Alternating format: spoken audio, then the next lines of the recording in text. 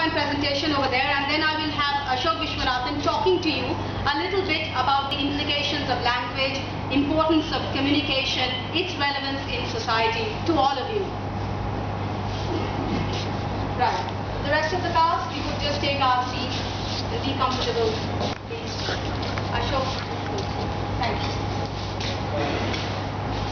Right, learning outcomes, aspiration, the aspiration of this young lady who was poor, possibly because she didn't have language, or she didn't have language because she was poor. Somehow in our society and also in British society, those who live at the bottom have no education. And again, it's the lack of education that prevents them from going to the top.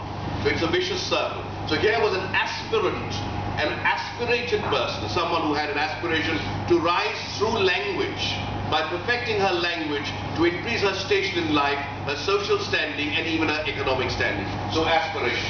Skill development. How did she develop her skills? She had certain problems initially because the social background from where she came gave her certain fixed ideas. Morality also, prudery, sexual relations, all of that were dependent on what she taught. But her skills were developed through her own aspirations, and with the help of Professor Higgins and Colonel Pickering, she was able to develop her own skill and finally speak properly, correct English, and English became a power tool. Language became communication, language became life. Communication is the fundamental crux of this play written by George Bernard Shaw.